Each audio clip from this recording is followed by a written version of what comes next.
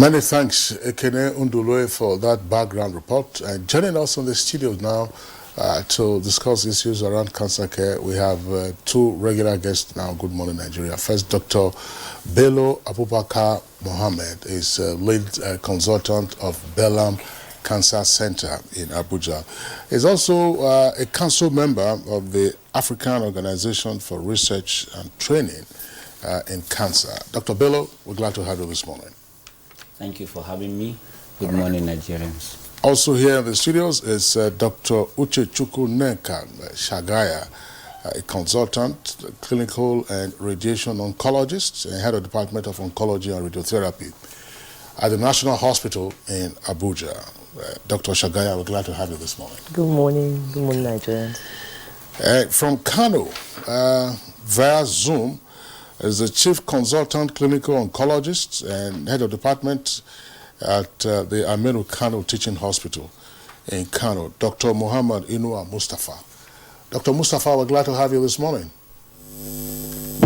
Thank you for having me. Good morning, Nigeria. Okay, also joining us from our Port Harcourt studio is Dr. B. Olutunde Olusegun, a clinical oncologist. He joins us, of course, from our Port Harcourt Network Center. Thank you, Dr. Olusegun. Thank you for having me. Good morning, Nigerians. All right, and from our via Zoom is Dr. Nwankwo Kenneth Chima. He's a consultant, radiation and clinical oncologist, as well as a senior lecturer at University of Nigeria in Nsukka. Dr. Chima, good to have you on our program today. Thank you for having me. Good morning, Nigeria. And just to also add that Dr. Chima is head of department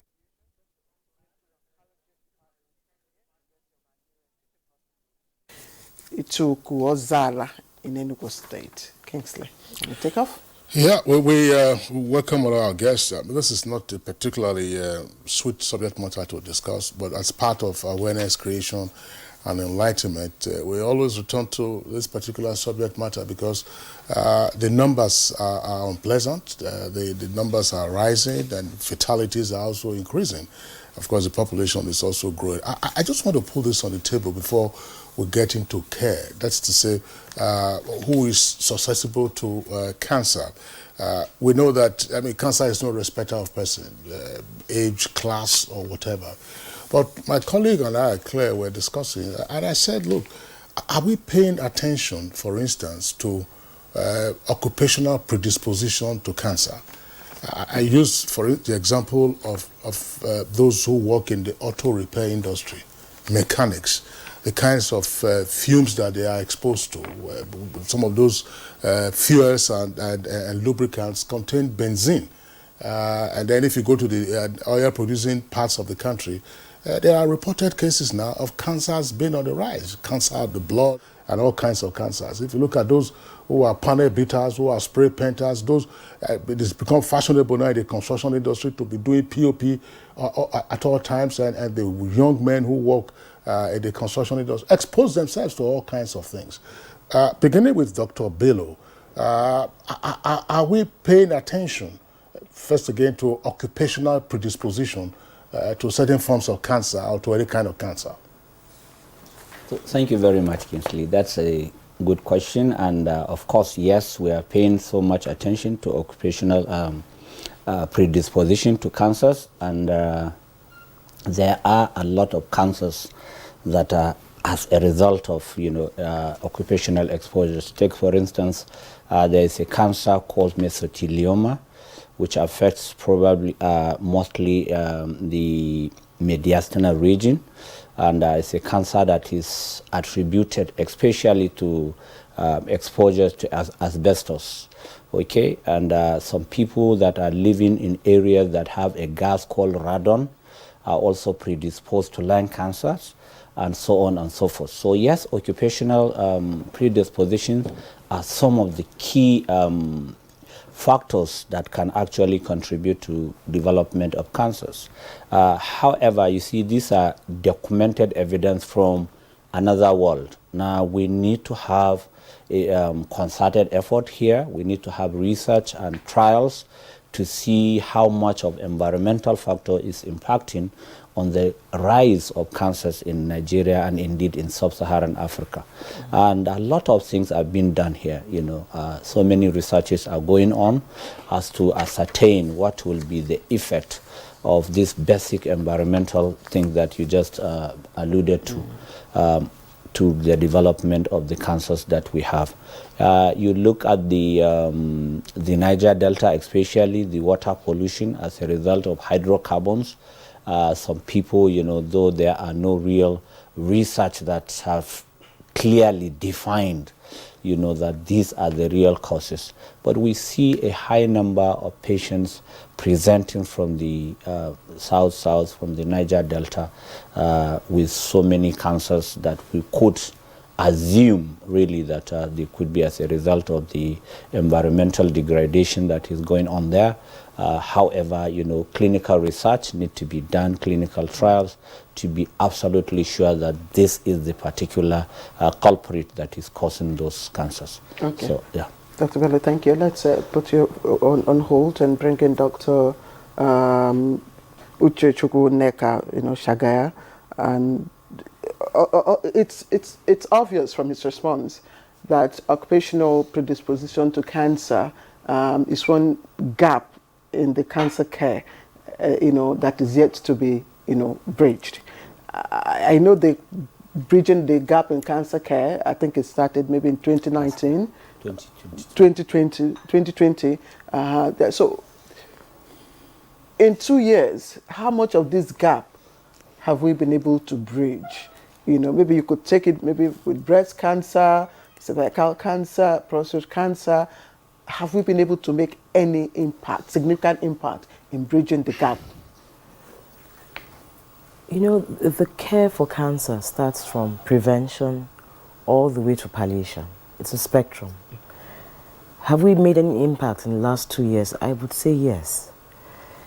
A lot of awareness programs are going on. NTA and similar medias are all, into awareness. We have NGOs who are talking. I think the word has gotten out there a lot more. So that has to do with the awareness. When it comes to treatment proper, there is even a program that started about a year ago, the Cancer Health Fund. A few years ago, the average Nigerian or the indigent Nigerian really had no hope when it comes to paying for cancer care.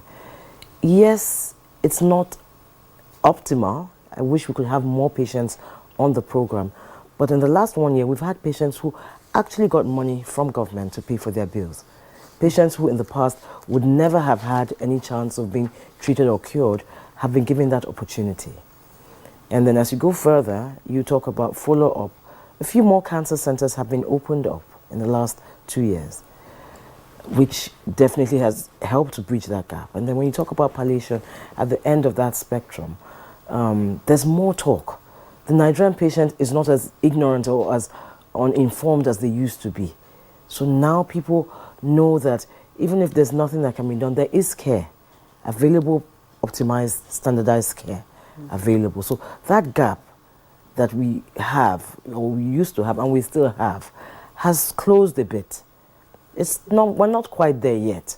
But I want to believe that with persistence, we will get there. We are still rolling out the same figures, the same data and statistics and all that. One would expect that, for them to have dropped. Yes. Remember, cancer is not like an infectious disease. It's a long-term thing. So for us to really interpret the data over the last 2 years, we need more time.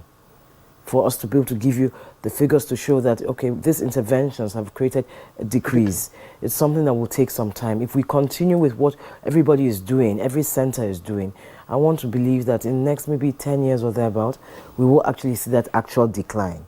It's not a one-day thing. But has there been an impact? I would say definitely yes. Steep decline or... Maybe not steep, but, not steep, but there has been, I think. Okay, Dr. Neka Shagaya, thank you very much. Let's go back to our Port Harcourt Network Center, where we earlier introduced Dr. B. Olutunde Olusegun.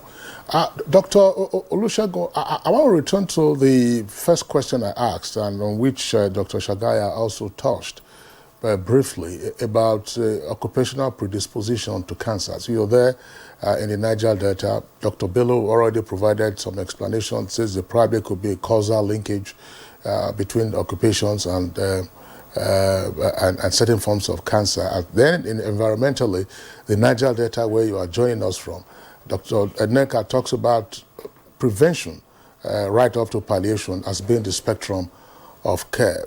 What, if you have any idea, what are we seeing in terms of prevalence of cancers in say, in the Niger Delta area? Because the more patients there are, the more pressure there will be for care. So what is it that we are noticing at this time?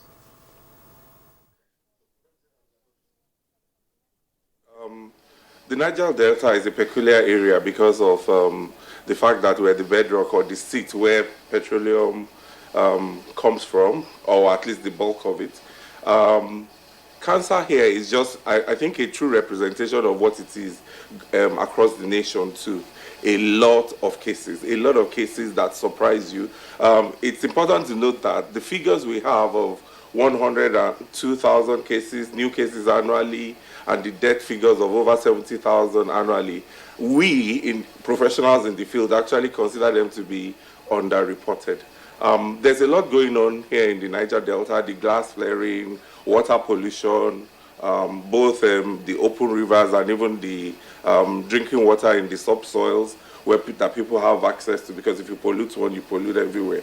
And recently we also experienced environmental pollution coming from modular refineries that resulted in perpetual soot banquet across particularly river states, particularly Port Harcourt, where I live. The truth of the matter is that the incidence of cancer doesn't actually seem to be going down. We just have a lot more cases: respiratory cancers, nasopharyngeal carcinomas, breast cancers.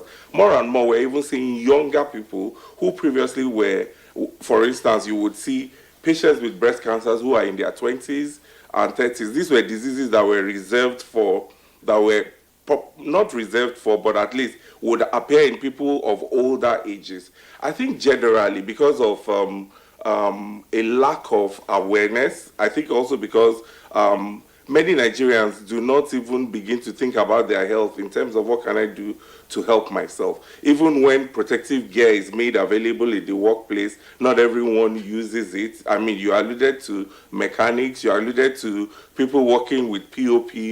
They generally just do not protect themselves. So I would say that the incidence of cancer may actually be on the rise, even though we do not have, like Dr. Bello said, particular studies that would do that. But on a day-to-day in the clinic, you just keep wondering what's going on. I mean, your patients even come in and say to you, oh, I just heard this person had cancer, I just heard this person had cancer. And that's just how it is. Every day in the clinic, we're inundated with people who are receiving treatment. I guess this is also what it is across board in the nation, you know. Everyone is aware that there's this massive problem. But speaking directly to the Niger Delta situation, and more particularly so for Port Harcourt where I am, I really do agree with you that there seems to be an environmental component that we can do better addressing, like stopping gas flaring, which is a tall order. Recently, there has been a very sharp decline in the amount of soot that we see in the atmosphere. So I think maybe the government of the day did do something about that significantly to reduce that environmental pollution. We're hoping that in the long run, like Dr. Shagaya said, if efforts are concerted and sustained, that eventually it would actually interpret into a reduction in the number of cancer cases. But yeah, it's a big problem right about here in the Niger Delta. Right, Dr. Olusegun, thank you. So we move to Owerri, Dr. Nwankwo Kenneth Chima. You listened to Dr. Olusegun saying, of course, that there seemed to be rather an increase in cancer cases, especially amongst young women. He says we've seen more, women 20 years and above, coming down with breast cancers. But we've also seen a good number of women who have also come to tell their survival stories. So a lot more of them are also living to survive, to tell their stories. Is this an indication of better access? Is it an indication of improvement in access or in quality treatment? Okay, thank you very much for the question. Yes, you are right. Increasingly younger people are being diagnosed of cancer. It could be of two ways. Number one is, yes, because there is increased awareness, there's equally increased facilities for diagnosis, and a lot of efforts have been made. NGOs and a lot of media houses, NTA, have made efforts to create awareness. And then that has increased a screening program. And with screening programs, you detect cancer earlier and in younger people. And then on this, that is one. On second hand, there's equally increased incidence of cancer among young people, because you find out that a lot of people are indulging in some habits that are not used to, dietary habits, some social indiscretions, and then you find that there are a lot of people coming down with cancer at an early stage.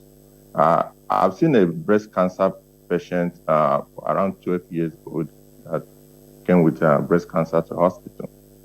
So, yes, so has to be that, apart from awareness in screening, I think we'll probably have to increase awareness on prevention, which is very important. And then the issue of vaccinations, particularly for HPV vaccination to prevent cervical cancer, because equally there's increase in cervical cancer and younger people. I think recently I've treated I've seen about teenagers, about 2 or so, with cervical cancer. So there is increased awareness in screening, which should be sustained.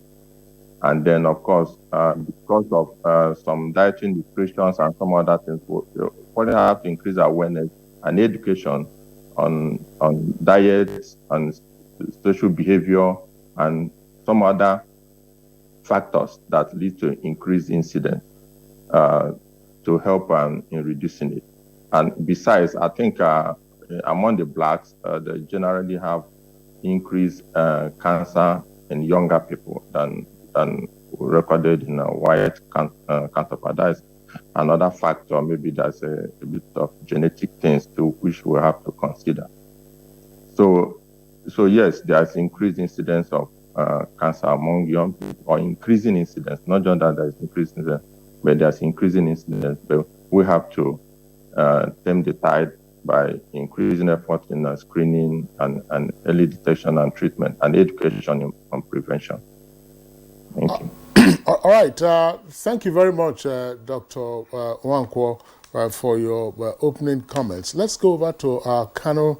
We're going over to our Kano guest. With us is Dr. Muhammad Inua Mustafa, our Chief Consultant Clinical Oncologist and Head of Department Aminu Kano Teaching Hospital. Dr. Mustafa, Kano is one of Nigeria's largest population concentration centers. What is it that you are observing with patients presenting with cancer? And tell us about the adequacy of facilities to handle them.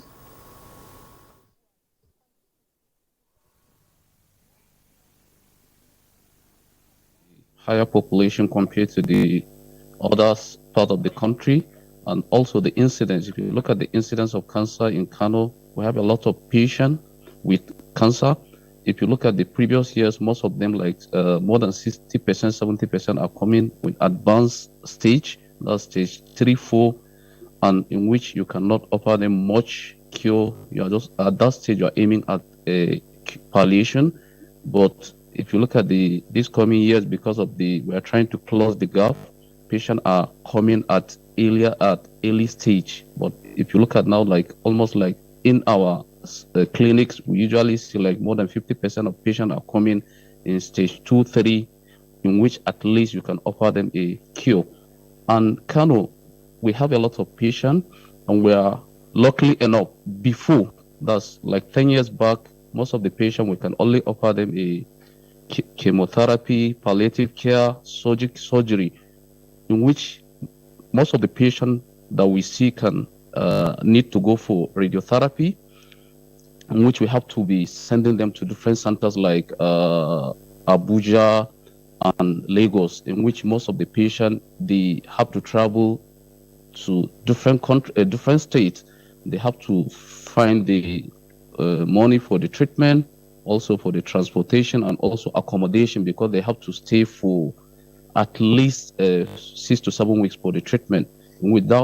But luckily enough, in Kano now, we have a comprehensive cancer center, which was launched last week by the President Muhammadu Buhari, in which at least that center will reduce a lot of headache to our patient, because it's a lot of headache even to us oncologists. Seeing patients, we cannot offer them anything apart from the chemotherapy, palliative care. We have to send the patient, and a lot of them even getting the money, because you have to pay. Even if you look at the radiotherapy cost, Abuja 800,000, Lagos patient has to pay 1.2 million.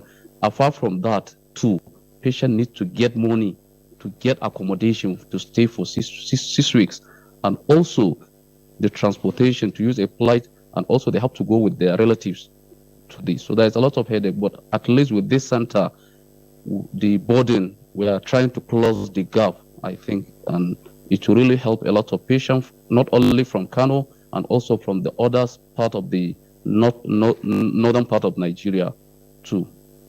Thank you. Dr. Inua Mustafa, thank you. We'll return to you. Dr. Bello, I know you've been on this program quite a number of times, and in each of those times you've been here, I know you've always, harped on the issue of equipment. You've always talked about access. You've always talked about manpower. Now we hear, every now and then, centers being opened, cancer centers, diagnosis centers in different parts of the country. One question, those centers are opened, are they, fully equipped with the manpower to operate them? That's one. And secondly, is there any data, incident data of, cancer cases in the rural area, between the rural communities and the urban centers? Because what we see is that, there seem to be more, cases in the rural communities, and this is where the burden, of care, is domiciled, if you permit me to use the word. So, Claire, you have asked so many questions at the same time. Two questions. Yeah, so let me start with the last one, whether we have data. In Nigeria now we have established cancer registries across the country. We have from south the Calabar Cancer Registry, we have the Ibadan Cancer Registry, we have the National Hospital, the Abuja Cancer Registry, and so on, Ilorin, and so on and so forth. But these are mostly hospital-based cancer registries. What the Federal Ministry of Health is trying to do is to establish the population-based cancer registry, where you will be able to reach out to the local rural areas and so on and so forth. We don't have that data, and that's why I think Dr. B was talking about data, whether we have more than what is being projected, by the global cancer statistics that is being said, that we have over just about 100 and something thousand, in Nigeria, new cases every year. We do believe that, yes, we have way more than that in Nigeria. So the data is just evolving, and I want to believe that in the next 5-10 years, perhaps we will be able to have a national population-based cancer registry, and then we will be able to say that this is the actual number of new cases, the actual number of deaths, and so on and so forth. But for now, we are just evolving. And that's why we said, well, closing the care gap, there are too many things. And coming back to your first question, I'll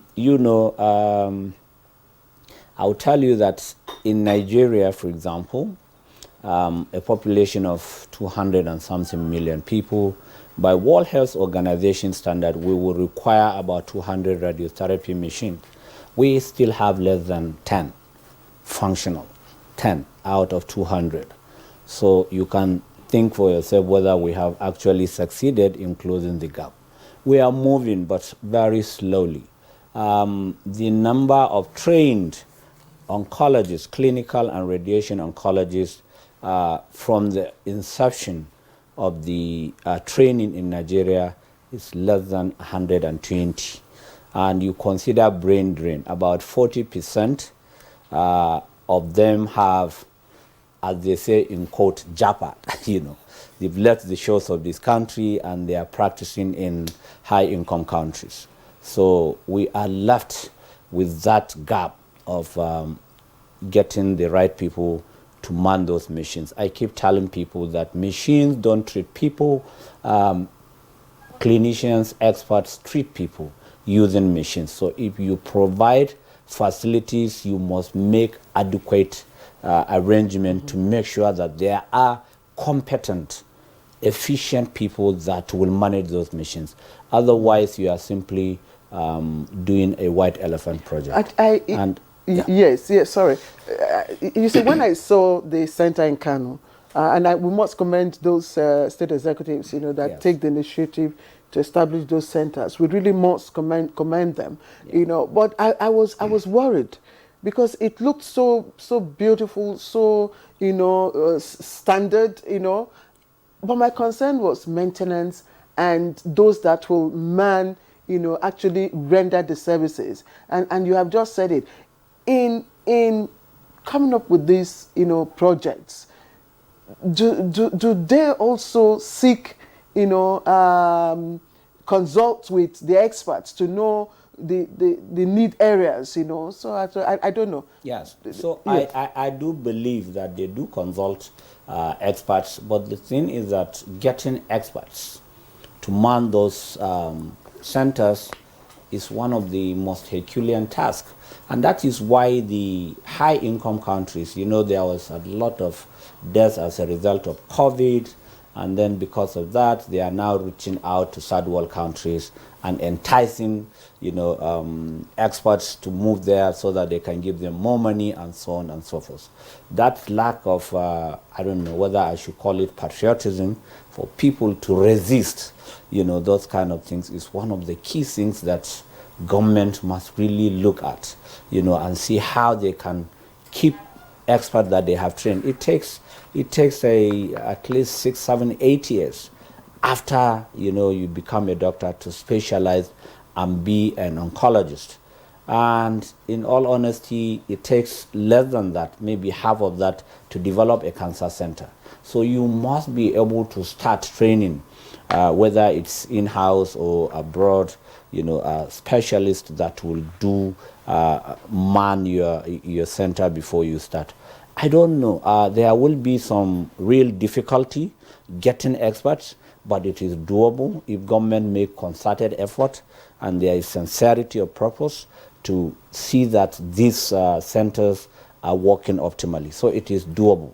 It is possible, but as of today, I am not sure. I do know, anyway, Mustafa will tell you that I think he is probably the only clinical and radiation oncologist that is practicing in the whole of Kano State and Kano Metropolis, and probably be maybe the only one that is practicing maybe in South-South, well, not South-South, but in River State, including Akwa Ibom and, some certain areas around that area. So there are no real experts to man most of these facilities. And if we need to start going out, it will be very expensive, really, to bring back those that have already taken off. Japat.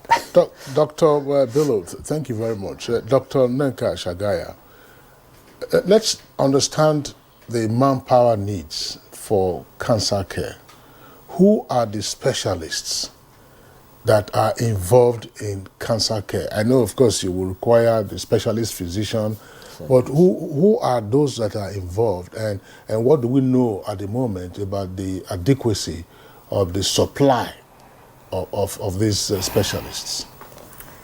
So cancer care, optimal cancer care is done by a team made up of a surgeon, preferably a surgical oncologist, a pathologist, a clinical oncologist. In Nigeria, we have clinical stroke radiation oncologists because our training is encompassing. In the US or in some other countries, you would have a medical oncologist and a radiation oncologist. But here we have clinical stroke radiation oncologists. You may need a physician, oncology nurse, when it comes to radiotherapy, the radiographer, the medical physicist, occupational therapist, physiotherapist, psychologist, social worker. I can go on. The list is long. And this is just a minimum health team to look after one patient. So when you talk about manpower issues, cancer care is not like any other illness. I've just named more than 10 specialists that should be part of the team that looks after a cancer patient. So are we understaffed in the country? Definitely yes. Why? Definitely. Why? Because no. Yes. The reason being, how many are we training, first of all? And then the few that you train, how many are staying behind? Meanwhile, the numbers of cancer are still soaring. They're not reducing. So there's a great disconnect. Like we just said, it takes 6 years minimum to train a specialist oncologist post-medical school. And that's someone who's fast, who finished, did house job immediately, did youth service immediately, got into a program immediately and passed, record time. 6 years. Most people will be a little bit more. So you have 6 years of medical school, 6 years post-medical school, 12 years to take you to being a specialist oncologist. Surgeons are even more. Other fields, That's when you start actually. that's when you're just starting. And I'm not talking about a seasoned oncologist, I'm talking about a green new specialist. You still need now the years of experience after those 12 years to be, Is that what is obtained elsewhere? Oh yes. The same period of time? Oh yes. I mean, in the States it's even worse. You do 4 years pre-med, you do 4 years medical school, then you do your residency. So it's everywhere in the world. To train a specialist for cancer care takes time and it's capital intensive, it's expensive. So in a country like Nigeria where medical school is not as expensive as it is elsewhere, we must protect and keep our products. And to show that they are good, they get jobs elsewhere, easily. Sometimes they do the Skype interviews in the office and they get the jobs like that.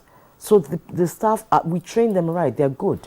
The only problem now is for us to figure out how to keep them. So how do we make it attractive? Exactly. How do we make that field attractive for prospective? People always are quick to talk about money. Money, money, money. It's not always money. Job satisfaction, you and I know, it's not always about money. Sometimes it's about actualization.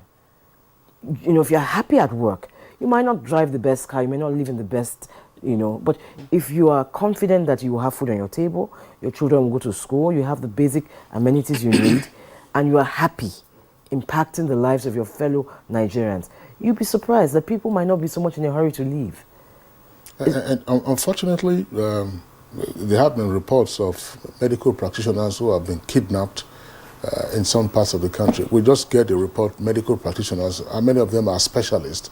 It's usually not stated. And so, in some states, medical practitioners have gone on strike to say unless you release our member who is in your custody, we're not going back to the hospitals. And I don't know what usually touches the hearts of those kidnappers. But if you're talking about just general job satisfaction, the factors in job satisfaction. Thank you, Dr. Shagaya. Dr. Olusegun, Port Harcourt Network Center. I want to come back to you, still on the question of manpower. Who pays for the training of this number of personnel that you require for cancer care at an optimal level? Is it the individual who seeks specialist training, or because it's not just to say that you're going to for postgraduate studies and so on and so forth. Who pays for it, and are there gaps, for instance, in the training, that's to say access to training, that we can also fill so that we have many more of them to go through the process and, of course, get the requisite knowledge and skill?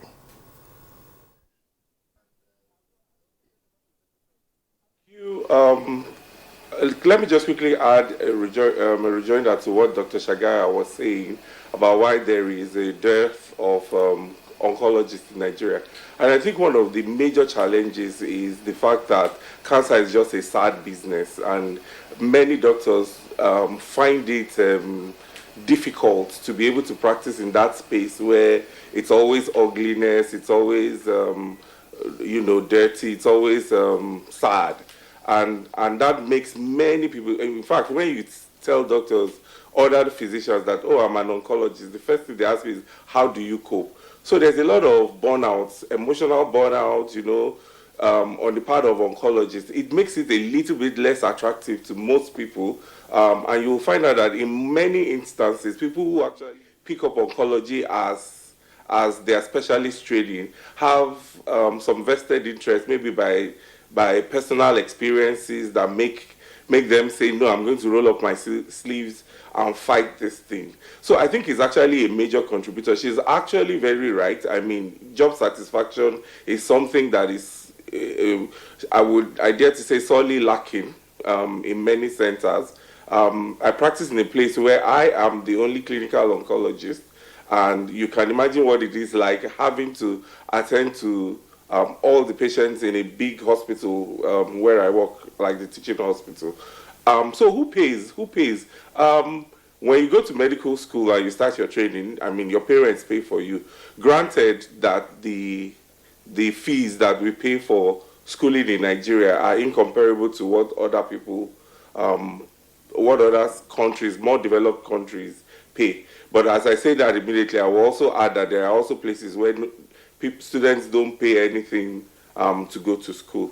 But once you finish out of medical school, you are now a full-fledged worker. You can choose to be a general practitioner and just go on with that knowledge that you have learned in medical school. But if you want to be an oncologist, you have to sign up for a residency program and write an exam called primaries, which in most centers in this country, I want to believe that the federal government contributes. You initially pay out of pocket, but you do get a refund. During that period, you are also working as a resident doctor, trying to get through the training of becoming a specialist, which we refer to as a consultant. So during that period, you're working as a resident doctor, which I'm sure most people know about. The ARD, Association of Resident Doctors, are the workhorse of any of our higher institutions of treatment.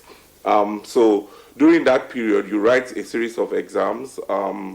In most centers also, when you're writing your exams, you do have the government refunding you the monies you spend on some, if not all of your exams and some of your training. So it's partly funded by the government and then partly paid out of pocket payment. And so when you then finish, this is where some of the challenges come.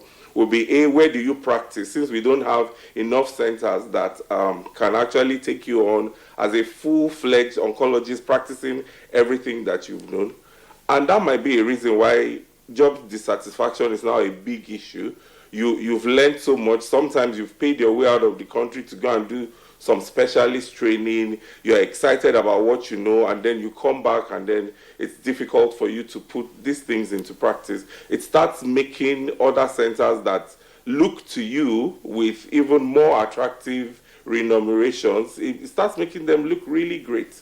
So it's a difficult situation where you've gone through all of that, you have to remember that there's a lot of emotions involved. You've sacrificed a lot, even though most of the payment is coming not from your pocket, but there's also a lot of emotional involvement, a lot of sacrifices. The work hours for a doctor during training are massive. You're cut away from your family for a lot of times and all of that. So when you come out, you want to finally heave a sigh of relief, get something that you think is commensurate and can take care of your family, and then practice beautiful medicine.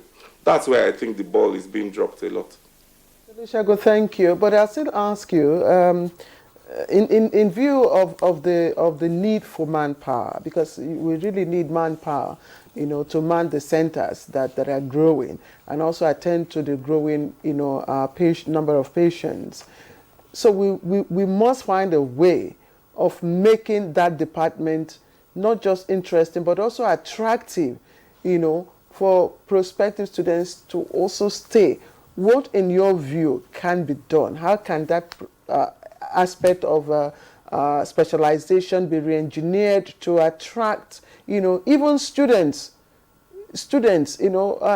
eagerly, wishing to specialize in that area, in that department of medicine? Yeah, okay. I think that one of the first steps would be to actually have an acceptance of the fact that there is a need, not just lip service, but an understanding on the part of, I believe, the government in this instance, that there is just a dire need for more specialists all across board, actually. But since we're talking about cancer, we'll focus on that. And then these residencies have to be made extra attractive. Like from the get-go, I remember that when I was in medical school, I am not even sure that I knew that there was a training such as clinical oncology, because your required rotations don't necessarily put you through some smaller subspecialties that are not so mainstream as surgery, medicine, ophthalmology, and such like. So yes, I think an awareness on the part of students by inculcating more of rotations through some of these subspecialties might be a way to go. But that would require people in charge of university education to improve curriculum. But more than anything else, even when you finish as a doctor, remember that most people know there's cancer. Most people know also that, treatment has got to be offered by some sort of specialist. The problem with oncology is it remains unattractive because of the massive late presentation and consequently death that would arise from a disease like cancer. So if you were a gynecologist and you had delivered a baby, everyone is happy, you're happy, the mother is happy, there's a lot of joy spreading around. Every day I'm in the clinic based on late attendance, late presentation on the part of my patients.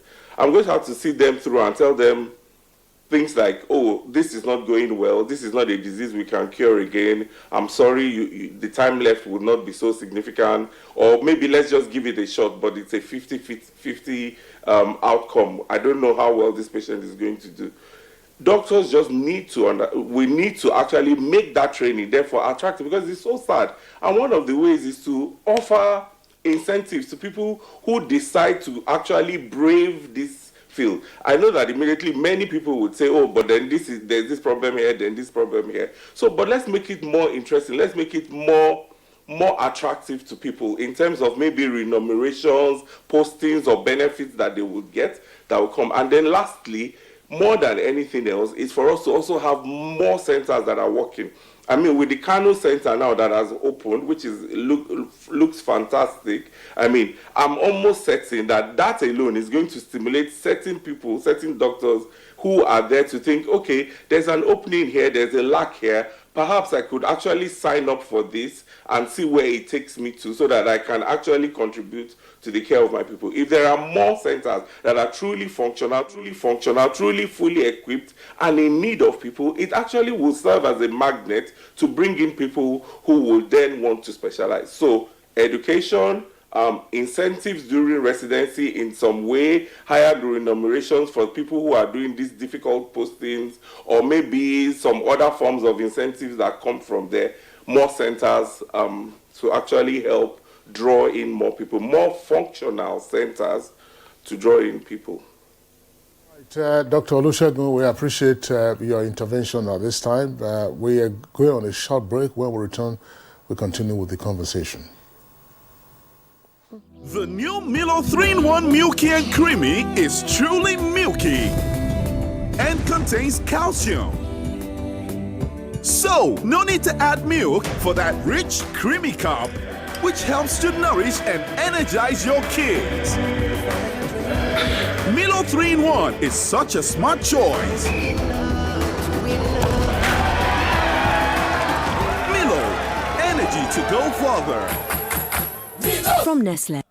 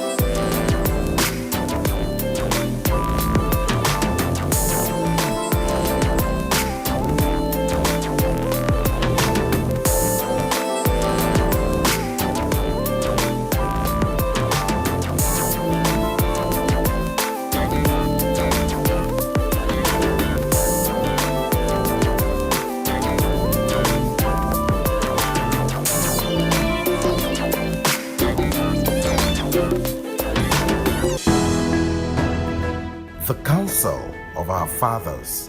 I will urge and advise our younger generation to use talent and brain to sort out problems, not arms. Nigerian youths, let's build our nation together.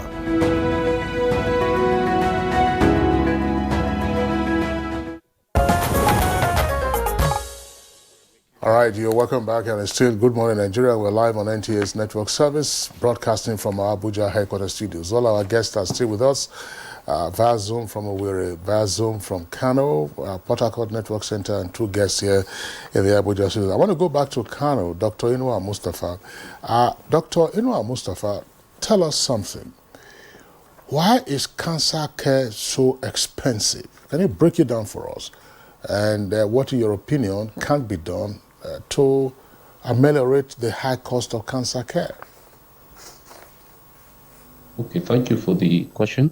So cancer care, not only in Nigeria, all over the world, is very expensive, because if you look at the equipment, they are all expensive. Look at the machine, the cost of the machine, because the machine is very expensive, and also the maintenance too. And maintenance is very expensive too. You have to train the engineers, and also if you look at the machine, we have different machines. We have the external beam radiotherapy, which is the linear accelerator and others, and also we have the brachytherapy, in which usually come with a source, and this source you have to be changing it time to time, and that too is very expensive too. And also apart from that, other cares, like apart from the radiotherapy aspect, if you look at the chemotherapy drugs too, they are very expensive. The immunotherapy, because if you look at let me give you an example. For breast cancer, usually if the patient is there is what we call immunohistochemistry. If the patient is HER2 positive, so he needs to go for targeted therapy, which are very expensive. The minimum one is around 235,000, and also it can be more than that. It can even reach up to 1 million for the case of the chemotherapy. And also, apart from that, the surgery too. Hello? On And the surgery too is very expensive too. So all the treatment categories, from the radiotherapy, chemotherapy, surgery, and also the palliative care, are very expensive. That is why most of the country, they have a insurance, they have a health insurance that cover for the healthcare. And Nigeria too, the national health insurance, they started covering for the chemotherapy and radiotherapy in some part of the country. But if you look at the NHIS, the number of coverage is still minimal compared to the number of population we have in Nigeria. So cancer treatment is very expensive. The government has to come in, and also the philanthropist too has to come in so as to support the patient too. Because if you look at it, more than 80% of the patients in Nigeria are paying out of pocket. So I think we need to encourage to increase awareness too to the government and also the philanthropists too, to start supporting the patient too. Because if you subsidize the price, also you don't have enough money to generate for the maintenance and also for the replacement of the machine. Because if you buy a new machine now, you have to put at the back of your mind that after some years you have to replace the machine. So, and it need a lot of money for the replacement too. And also buying source, maintenance, also a lot of money. And with this, we have a cancer health fund too, which started at least supporting some few patients. And that one too is not that enough. I think government needs to do more than that. And also to increase more centers, because if you look at the centers now, very few centers that recruit patients on this cancer health fund. And also they need to increase the number of cancers, because they just cover for they just pay for the breast cancer, cervical cancer, and the prostate cancer. And like from my center, I have to be sending patients to Zaria, because Zaria is the only center that covered for the whole Northwest. And there is a lot of headache and stress sending patient, and they will return, patient will return. And some of them, most of the patient, they'll be waiting for the treatment. For example, you send the patient while maybe you are at stage 2, patient will not get an approval till maybe the state has changed to maybe stage 3 or 4. So we have a lot of headache. I think the government needs to increase the number of the centers and also the process to maybe relax the process so that the patient can get the money to have the treatment too. So cancer treatment is very expensive, and government alone cannot do. And I think we need more philanthropics and also to create awareness also to our patients, because most of our patients are coming late. If they are coming late, it's more, they spend a lot of money, and you're not aiming at cure, is palliation. But if they are coming late, you spend less. Because there even a study we did on the economic burden of cancer, how much patients spend for their treatment. So if you look at the minimum amount that the patients spend, is more than almost like 2 million. That is the minimum. Based on our study, we found that the cervical cancer has the least spending, in which patients spend almost minimum of 2 million. So some patients can even spend up to like 20, 30, 40 million, depending on the type of the cancer. Especially maybe if you are using immunotherapy, targeted therapy, they are very expensive. And in some situation, in some patient, you are using it for a lifetime. You have to continue till maybe if the treatment has stopped, patients stop responding for the treatment, or if there is a toxicity. So there is a lot of challenges, and also we need to maybe support the patient too, because most of our patients we saw are from the low socioeconomic class. Dr. Noor Mustafa. Yes, Dr. Noor Mustafa, thank you. Thank you for the points that you have raised. And that brings me to the question of the impact of chemotherapy, because most times, even when some people present, now let me use women, breast cancer, when they present early and are diagnosed, when you ask them why they have not, gone further for, they tell you, they don't want to go through that process called chemotherapy. There are so many, whether myths or illusions surrounding the chemotherapy process and all that. I don't know, maybe Dr. Bello, you want to clarify for us what really goes on? You know, why are people afraid of chemotherapy? So chemotherapy is just administration of drugs called cytotoxic that will go and kill cancer cells. Now, this is just a way of defining it, but it requires a lot of expertise to be done. And when it is not done by proper specialists, there are too many side effects. And as a result, some people think that, yes, this is what is actually killing them. I had an 85-year-old patient who presented to me, and he had this metastatic prostate cancer. It has spread, and there was a need, for chemotherapy. I assessed him, and I found him fit to have the treatment. And when I told him about chemotherapy, he said, "Oh, by his dead body." It took me a long time to convince him to have the treatment. And after receiving 2 cycles of the chemotherapy at 3-weekly interval, and he was still hale and healthy, he was even feeling better, he came and showed me a video of a woman that was shouting and crying, "Please don't take chemotherapy, because chemotherapy kills people." You see, so the social media has impacted negatively on a lot of people who don't actually go to the specialist to explain what chemotherapy is.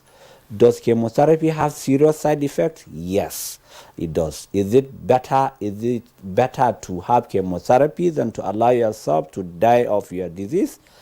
It's always better to have chemotherapy. However, having said that, the world is moving, and that's why I keep talking about clinical trials. I keep talking about research. We are evolving and running away from chemotherapy. And that's where things like immunotherapy that are less toxic to the body are now the in thing for treatment. However, they're so expensive. A vial of a drug called Keytruda that is now becoming a standard of care for a type of breast cancer called triple negative costs 2 million naira, 1 vial, and you require 3 vials every 3 weeks. That's 6 million naira every 3 weeks. For how long? For a drug that you may take as long as you still have the disease. So there is no even ceiling as long as you are responding, because that's the new care. So where on earth, if you are not a thief, it's true, majority of the population or a successful business. Well, I don't know so many successful businessmen that are common men, really. And majority of our patients are indigent. They can't afford even 3 square miles, talk less of getting 6 million naira for every cycle. So the best option as of today is the lesser evil, which is the chemotherapy. And believe me, people are responding very well, and if given properly, the side effects are prevented to an extent. Loss of hair, you can prevent it, but we are not even worried about that because the hair comes back.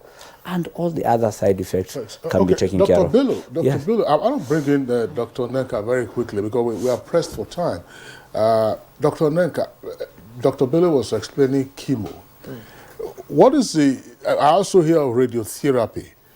That is one leg of it. But the other leg, which is very crucial, considering the high cost of care, can there be local content in cancer care so as to diminish the high cost? Because he's talking about a vial of some I mean, you heard him a while ago. Yes. Can there be local content? It's possible that these items and medicines are all produced abroad, but is it possible for us also to start looking? If I say local content, I'm not talking about you going to some herbalists and then preparing concoctions for you. That's not the question I'm asking Dr.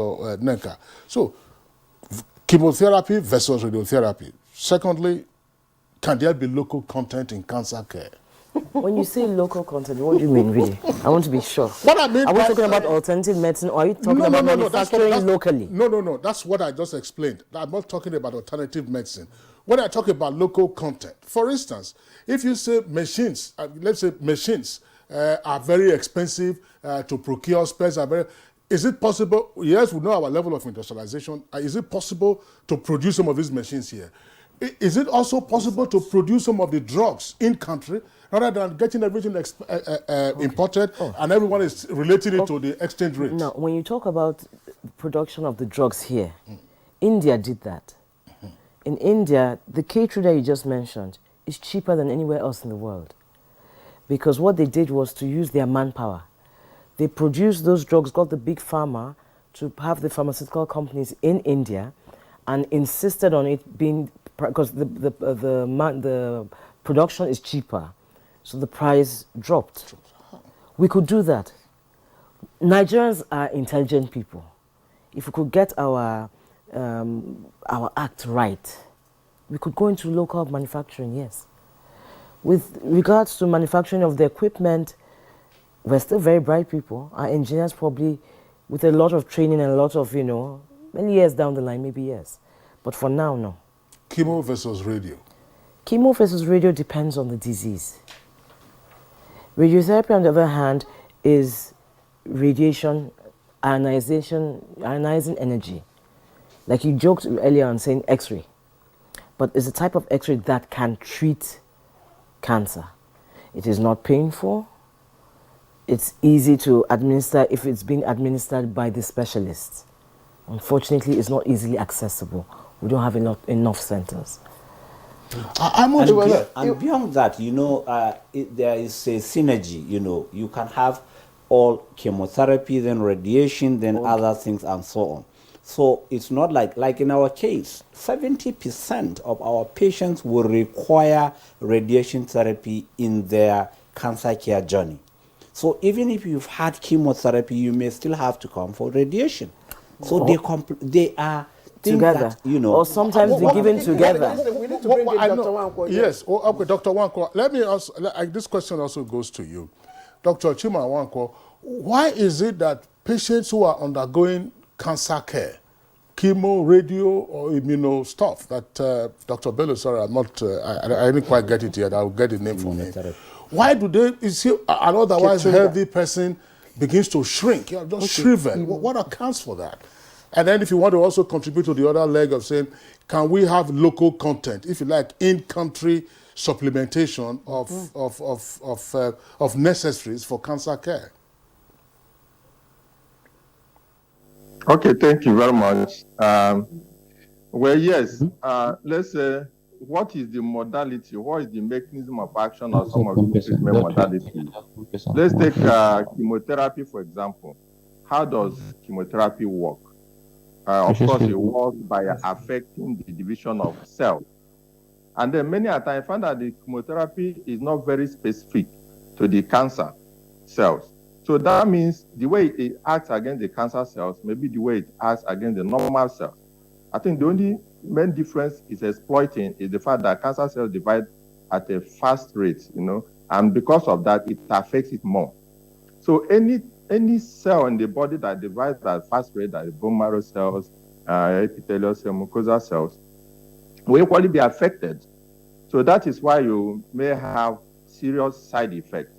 And that is why you may notice that the health of the patient is equally affected. So, and that is why the research is going on into what we call targeted therapy, where you target the cancer cells and not the normal cells. And then, of course, there are a lot of research into that. Companies spend billions of dollars researching on the drug. And of course, when they discover such drug, it has to be very expensive because they have to recover what they spent. And that is why some of these drugs are very, very expensive. And then, of course, targeted therapies give less side effects because they target the cancer cells more and not the normal cells. Although they equally have their own side effect, but it's milder compared to chemotherapy that affects the normal cells more, equally like the cancer cells. So they found out that for the local content, we need to actually put a lot of research work, and then we need to budget money for it. There has to be a lot of budgetary allocation to research, because it boils down to the research. Because for you to get effective treatment modality, effective drug, effective treatment modalities, you need to do a lot of research on it, and you need to put a lot of money into it. And it's been difficult for government to meet up a lot, although they are trying. But equally, the encouragement is on private individuals to make input. As a matter of fact, you find out that many centers that are working in the country now is because they are private input, the private participation in maintaining and the equipment and in training. So private participation is very, very important and should be encouraged. And that's what we're encouraging now for investors to invest, for government to allocate a lot of funds in the research. If you don't research well, you can't get much local content into the management of cancer. So basically that's what we need. We need research, we need funding, and then, of course, that will help you to discover effective treatment that will have less side effect on the patient, and then, of course, less outcome, less hazard outcome, like if the patient losing weight, shrinking, hair is falling off, and all sort of side effects. So you need to invest in going for targeted therapy, and that is where to reduce those side effects and make the outcome to be better for the patient with less side effects. Well, thank you. Dr. Wakwa, thank you. Dr. Bello, so he mentioned research, which is critical if we are to, develop our local content, in quotes, but Kingsley had explained it. It was good. Dr. Shagai asked Kingsley to explain the local content, in-person, capacity. In-country capacity to, produce drugs and manufacture equipment. What is the Institute of Cancer Research? The law was signed recently. What is it doing at the moment? So I'm happy to announce, I am surprised that NTA did not announce the appointment of the Director General for the National Institute for Cancer Research and Treatment that has just been announced about 2 days ago. And that is an institution that will be pivotal, that will give clear definition of research in cancer care in Nigeria, and indeed provide policies for treatment and guidelines and so on and so forth. So they just established it by appointing the Director General, and we hope that the Federal Ministry of Health will run quickly in making sure that it has, it's properly functioning as quickly as possible. That will give the direction. And the second thing is that the Federal Ministry of Health must make concerted effort to lure all these manufacturers, instead of buying from them, say access pricing and so on and so forth, to insist that this is 200 million people. Let them come and build their factories here. Okay. And by so doing, it will crash the prices without machines or anything. Dr. Bello, thank you very much. Dr. Nenka, in just a few seconds, do you run into a problem in cancer care where an indigent patient, after paying only, managing to pay some sums, coming to you, and then the next thing it says, look, I'm going back to the village, there's one herbalist who is assisting me, that one, I'm getting better now. Do you run into that kind of complication? Yes, yes. And what is the usual result? That is the typical story. There are two scenarios. The patient who will tell you that they're leaving for financial reasons, and the patient who won't even discuss it will just disappear. For those who stop treatment, disease progression is going to happen. It doesn't mean that if they tell us we're able to do anything. Sometimes we're able to. You might be lucky, like it's World Cancer Day around the corner. People come around. That's when they do remember cancer care. Funds, you have philanthropists. They come in trickles. We're able to assist them. Other times, you send them to welfare, social welfare, to write off their bills. The hospital can write off bills like admission, but they cannot write off bills to buy medication. What about the effort of the first ladies? I know the first ladies of the different states, they've been doing some things over the years. I know Niger State has done some. I know Kebbi too has done. A few others have done. I'm not so conversant. I know Dr. Bello probably know more about the First Ladies Against Cancer. They have tried. But we will keep on saying, just like Oliver Twist, we'll keep on asking for more. All right, Dr. Uchechukwu Nneka Shagaya, a consultant, clinical and radiation oncologist and head of department oncology and radiotherapy, National Hospital here in Abuja. We appreciate you, and I'm glad that you came on the program today. Thank you very much. Thank you so much for having me. Dr. Mohammed Inwa Mustafa joined us via Zoom from Kano, and he's chief consultant, clinical oncologist and head of department, Aminu Kano Teaching Hospital in Kano. Dr. Mustafa, thank you for your time. All right, Dr. Nwankwo Kenneth, Dr. Chima Kenneth Nwankwo, also a consultant, radiation and clinical oncologist, senior lecturer, University of Nigeria in Nsukka, joined us also via Zoom from Owerri. And of course, Dr. Bello Abubakar Mohammed, lead consultant, Bellam Cancer Center in Abuja. I don't want to release you. Well, Dr. Biye Olutunde Olusegun, clinical oncologist, also joined us from Port Harcourt Network Center. Indeed. Thank you very much, Dr. Olusegun, and indeed all the other guests. Enjoy your weekend. Thank you. All right. And thank you from me. That's Good Morning Nigeria for today and for the week. Again, the campaign against rape and rapists is hot on. Do join us in our campaign. We'll see you next week by God's grace. I am Claire Adelabu Abdul Razak from all of us, all the GMN crew. Have a good weekend. Good Morning Nigeria is back on Monday, same time, 7 o'clock in the morning. I'm Kingsley Osadolo.